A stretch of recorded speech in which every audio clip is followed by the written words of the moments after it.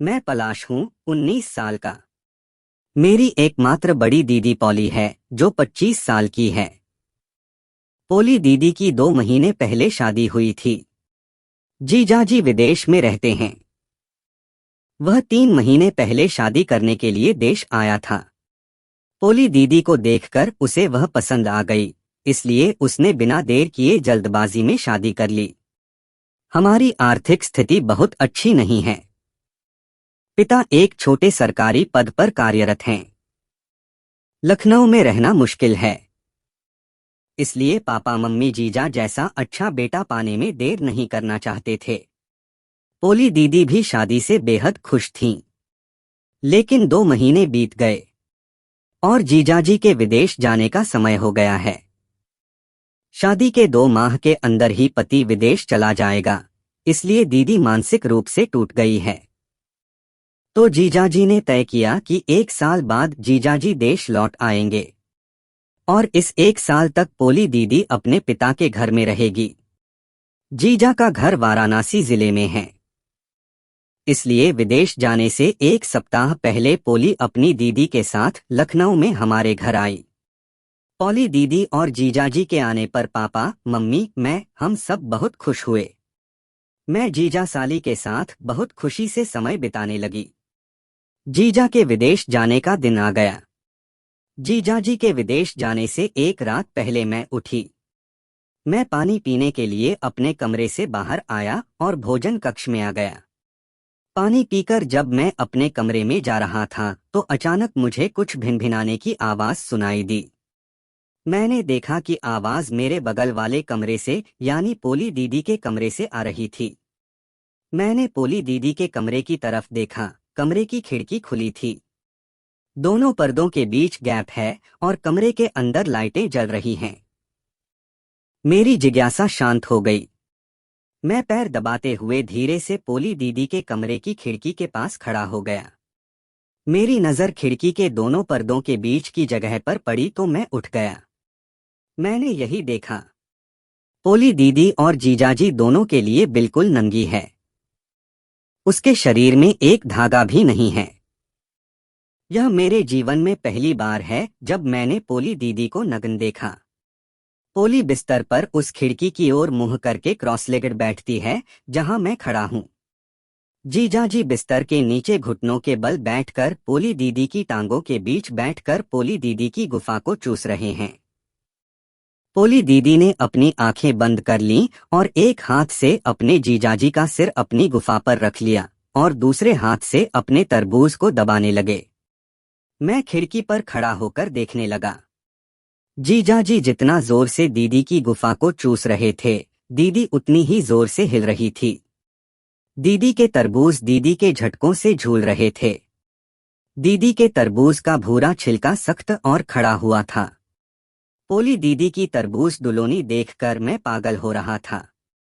मेरे पहलवान बाबाजी पतलून के अंदर उछल रहे थे। अचानक मेरी नजर पोली सिस्टर के चेहरे पर पड़ी। पोली सिस्टर खिड़की की तरफ यानी मेरी तरफ देख रही थी। जैसे ही मेरी नजर सिस्टर पोली से मिली, मैं झट से खिड़की से हट गया और अपने कमरे में चला गया। लेकिन मैं खुद को रोक नहीं सका। मैं फिर धीरे से पोली दीदी के कमरे की खिड़की के पास जाकर खड़ा हो गया।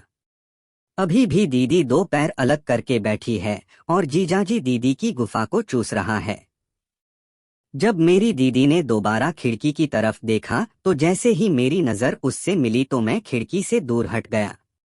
लेकिन इस बार मैं अपने कमरे में नहीं गया और खिड़की के पास खड़ा रहा। समय के साथ मेरी हिम्मत भी बढ़ने लगी।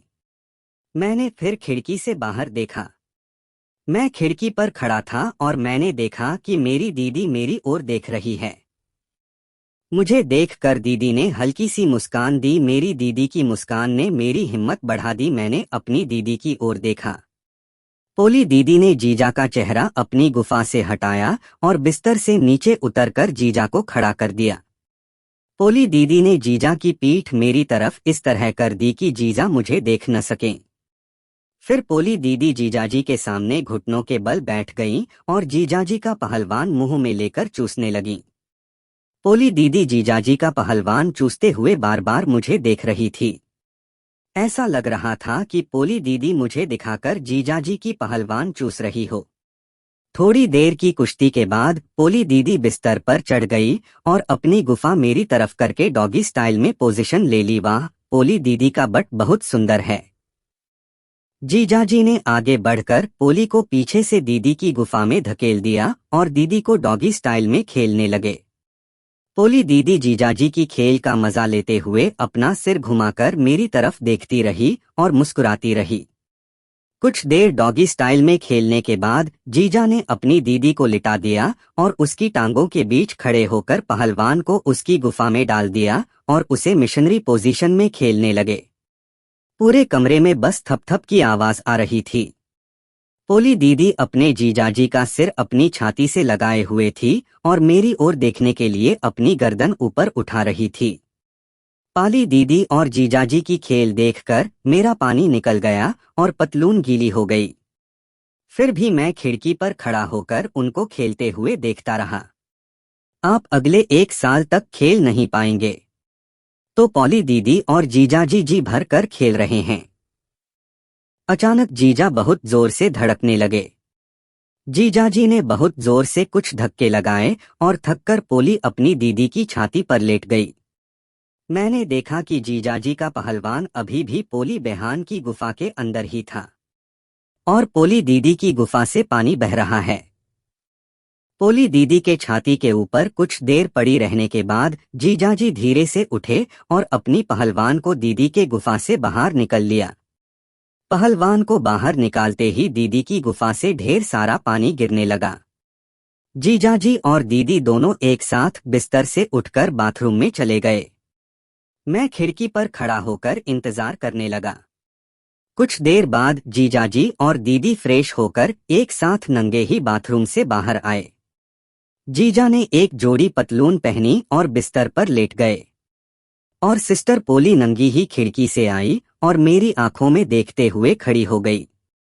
मैं अपनी दीदी को देखकर डर गया।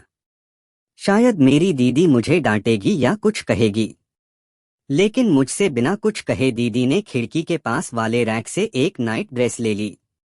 नाइट ड्रेस पहनने और मेरी तरफ कुटिल मुस्कान से देखने के बाद उसने स्विच बोर्ड की लाइट का स्विच बंद कर दिया और बिस्तर पर लेट गया। मैं भी अपने कमरे में वापस आ गया। रात को ठीक से नींद न आने के कारण मेरा सिर भारी लगने लगा। बार बार पोली दीदी और जीजाजी की खेल के दृश्य मेरी आंखों के सामने आ रहे हैं और तब मुझे याद आने लगा कि कैसे मेरे दीदी ने मेरे आंखों पर आंख रखकर जीजाजी का खेल का मजा ले रही थी और मुझे बहुत डर लग रहा था। कल रात को दीदी ने मुझे कुछ नहीं बोला, लेकिन आज मैं अपनी दीदी के सामने कैसे जाएंगे? आज दीदी मुझसे क्या कहेगी? ये बातें सोचकर मेरा सिर भारी हो रहा था। तभी मेरी माँ ने चिल्लाकर मुझे नाश्ते के लिए बुलाया। जीजाजी आज विदेश जाएंगे, तो पापा भी आज घर पर हैं। मैं अपने कमरे से बाहर आया और देखा कि पापा, मम्मी, भैया, भाभी और भाभी डाइनिंग टेबल पर बैठे थे। मैंने सर झुकाकर नाश्ता करने को कहा।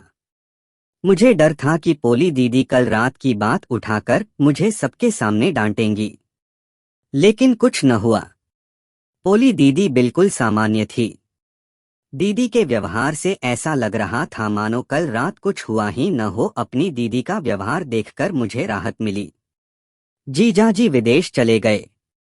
पोली दीदी सारा दिन परेशान रही। उस रात करीब 11:30 बजे मैं अपने कमरे से बाहर आया तो देखा कि पोली दीदी के कमरे की खिड़की खुली थी और कमरे के अंदर लाइट जल रही थी। मैं आगे बढ़कर दीदी के कमरे की खिड़की पर खड़ा हो गया।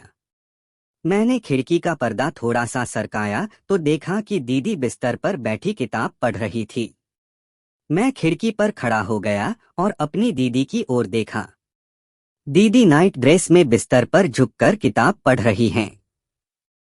किताब पढ़ते समय मेरी दीदी की नज़र खिड़की पर पड़ी और उसने मुझे वहां खड़ा देखा। मुझसे बिना कुछ कहे दीदी फिर से किताब पढ़ने लगी।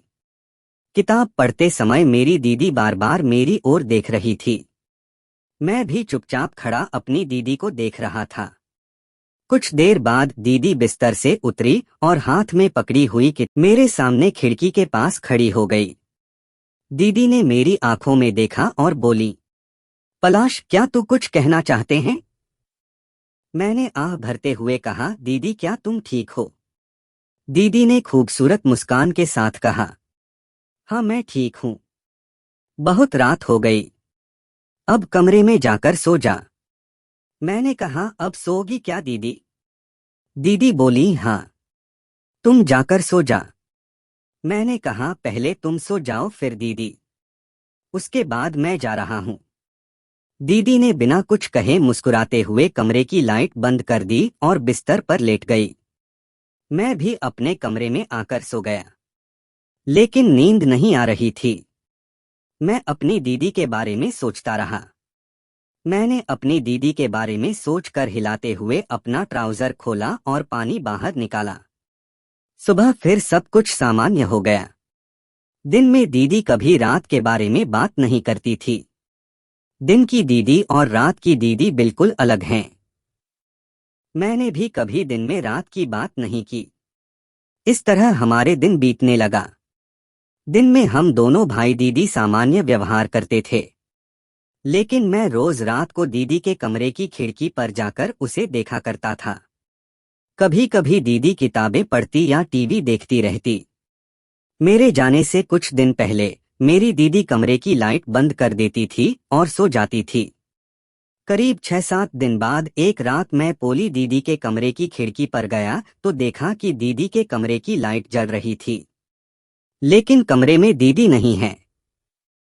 मैंने कमरे के चारों ओर देखा, दीदी कहीं नहीं है। अचानक दीदी के कमरे के बाथरूम का दरवाजा खुला। दीदी बाथरूम से बाहर आ गई। अपनी दीदी को देखकर मेरे दिल की धड़कन बढ़ने लगी। दीदी ने सिर्फ एक छोटा सा तौलिया पहना हुआ था। बाथरूम से बाहर आकर दीदी ने खिड़की की तरफ देखा तो मुझे खड़ा देखा। दीदी धीरे धीरे खिड़की के पास पहुंची और धीमी आवाज में बोली, पलाश, तू अभी भी सोए नहीं? मैंने कहा, मुझे नींद नहीं आ रही है दीदी। दीदी बोली, देर तक जागना शरीर के लिए अच्छा नहीं है। मुझसे बात करते करते दीदी ने तौलिया खोल दिया और उस तौलिए से अपना शरीर पोंछने लगी। दीदी मेरे ठीक सामने बिल्कुल नंगी खड़ी थी, बिल्कुल खिड़की के उस पार। मेरी दीदी को इतने करीब से पूरी नंगी देखकर मेरे पहलवान बाबाजी का मन कर रहा था कि वो अपनी पैंट फाड़कर बाहर आ जाएं। दीदी अपने तरबूज को तौलिए से पोंछ रही थी और मैं आंखें फाड़ फाड़ कर दीदी के तरबूज को देख रहा था। मुझसे बात करते करते दीदी थोड़ा पीछे गई और तौलिया छोड़कर ड्रेसिंग टेबल लोशन हाथ में लेकर मेरे सामने खिड़की के पास खड़ी हो गई और तरबूज लोशन अपनी छाती पर लगाने लगी। मैं आश्चर्य से खड़ा अपनी दीदी को देखता रहा। दीदी ने नाइट ड्रेस पहनी थी। उसके बाद उन्होंने मुझसे कहा, अब सो जा। मैंने कहा, थैंक्स दीदी। दीदी ने लाइट बंद कर दी और सो गई। मैं अपने कमरे में आया, अपने सारे कपड़े उतारकर बिल्कुल नंगा हो गया और हिलाकर पानी बाहर निकले और सो गया। एक दिन मेरे पापा और मम्मी नाश्ता करके चाचा के घर चले गए। मेरे माता पिता 2 भाई हैं। मेरे पिता छोटे हैं और मेरे चाचा बड़े हैं। चाचा का घर लखनऊ में है। अंकल हमारी तरह मिडिल क्लास नहीं हैं। चाचा का इंपोर्ट एक्सपोर्ट का बिजनेस है। चाचा ने अपने प्रयास से अपना व्यवसाय स्थापित किया। चाचा का इकलौता बेटा सुमन मुझसे कुछ महीने छोटा है, लेकिन हम दोनों भाई दोस्त की तरह हैं। सुमन मेरे अमीर चाचा की इकलौती प्यारी संतान है, इसलिए सुमन अपनी इच्छानुसार पैसे खर्च करता है। चाचा चाची ने सुमन को कुछ नहीं कहता है। मेरे पापा और मम्मी सारा दिन चाचा के घर पर रहेंगे, रात को लौटेंगे। आज घर पर सिर्फ हम दोनों भाई दीदी ही रहेंगे। इसलिए मैं अपने कमरे में बैठकर सोच रहा हूं कि मैं अपनी दीदी के साथ अधिक खुलकर कैसे मिल सकता हूं। तभी पोली दीदी मेरे कमरे में आई और बोली, क्या कर रहा है पलाश? मैंने कहा, कुछ नहीं दीदी, मैं ऐसे ही बैठा हूं। दीदी बोली, आज कोई काम है क्या? मैंने कहा, नहीं दीदी, मेरे पास कोई काम नहीं है। मैंने सोचा कि आज पूरा दिन तुमसे बात करूंगा, यदि आप व्यस्त नहीं हैं। दीदी बोली, ओह ठीक है, फिर तू नहाकर फ्रेश होकर मेरे कमरे में आ जाना। मैंने कहा, ठीक है दीदी, मैं नहाकर आपके कमरे में आ रहा हूँ। जैसे ही मेरी दीदी चली गई, मैं जल्दी से नहाया और टी शर्ट और ट्राउजर पहनकर अपनी दीदी के कमरे में चला गया। दीदी के कमरे का दरवाजा खुला था। मैं दीदी के कमरे में गया तो देखा कि वो कमरे में नहीं थी। मैंने देखा कि मेरी दीदी के बाथरूम से शॉवर के पानी की आवाज आ रही थी। दीदी शायद बाथरूम में नहा रही होगी।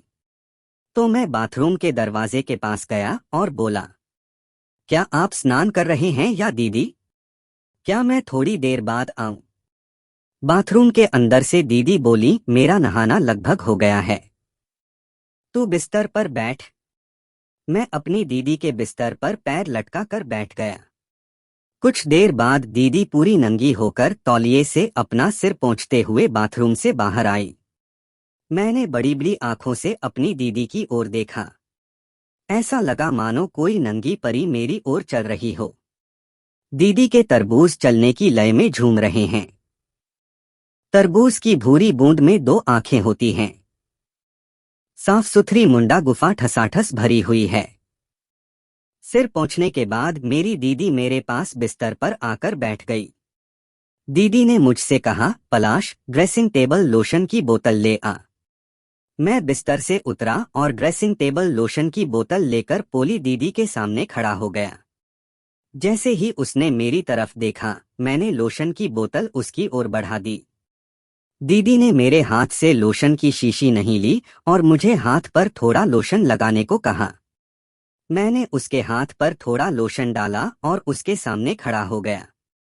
दीदी अपने दोनों हाथों से छाती और तरबूज पर लोशन लगाने लगी। छाती और तरबूज पर लोशन लगाने के बाद दीदी ने फिर मुझे लोशन डालने को कहा। मैंने फिर से अपनी दीदी के हाथ पर लोशन डाला तो उसने अपनी टांगें फैला दी और गुफा पर लोशन लगाने लगी। लोशन लगाते समय दीदी दोनों हाथों से कैविटी को खाली करती रही। मुझे लगा कि दीदी लोशन लगाने के बहाने मुझे अपनी गुफा के अच्छे से दर्शन करा रही है। मुझे आश्चर्य हुआ। मेरे मुंह से निकल गया, क्या मस्त तुम्हारे उसके अंदर लाल है दीदी? दीदी ने सिर उठाकर मेरी तरफ देखा और बोली, अंदर कौन सा लाल है? मैंने अपनी उंगली से दीदी की गुफा की तरफ इशारा किया और कहा, दीदी उसके अंदर। दीदी ने अपना सिर नीचे किया और दोनों हाथों से गुफा को खाली करने की कोशिश की। बहुत कोशिश की और नहीं दिखा तो उसने कहा, मुझे नहीं दिख रहा। क्या तेरे पास मोबाइल फोन? मैंने अपनी जेब से अपना मोबाइल निकाला और अपनी दीदी को दिखाया और कहा, यह मेरा मोबाइल है। मोबाइल का क्या करे दीदी? दीदी बोली, अपने मोबाइल फोन मेरी गुफा के पास से एक फोटो ले लेना। देखो यह कितना लाल है। मैं आगे बढ़ा और अपनी दीदी की टांगों के बीच बैठ गया। दीदी ने अपनी गुफा को दोनों हाथों से खुला करके पकड़ा। मैंने गुफा के बहुत करीब से तस्वीरें लीं। तस्वीर में दीदी की गुफा के अंदर का हिस्सा साफ दिख रहा था। फोटो खींचने के बाद मैंने अपना मोबाइल फोन दीदी को दे दिया। दीदी ने मेरे हाथ से मोबाइल फोन लिया और फोटो देखने लगी। फोटो देखने के बाद दीदी ने मेरी तरफ देखा और बोली, गुफा के अंदर का लाल रंग तेरे पास बुरा लग रहा है क्या? मैंने कहा, नहीं नहीं दीदी, बुरा क्यों लगेगा? लाल रंग ज्यादा खूबसूरत लगता है। मैं खाना चाहता हूँ। मेरी बात सुनकर दीदी बोली, ऐसा है क्या? तू खाना चाहता है? इतना कहकर दीदी बिस्तर पर थोड़ा आगे आ गई और दोनों पैर लटका कर बैठ गई। उसने गुफा खोली और मुझसे कहा, ठीक है, देखते हैं तू कितना खा सकता है। मैं आगे बढ़ा और दीदी की टांगों के बीच बैठ गया और दीदी की गुफा में अपनी उंगली से हल्के से कुछ थपकी दी। दीदी कांप उठी। मैंने अपनी दीदी की गुफा को अपनी उंगलियों से पकड़कर खोला करके जीभ से चाटने लगा। दीदी ने अपने हाथों से मेरे बाल पकड़ लिए और मेरे सिर को गुफा पर जोर से दबा दिया। मैंने धीरे से अपनी जीभ बीच घुसा दी। उसका दोनों टंग सख्त और संकीर्ण हो रहा है।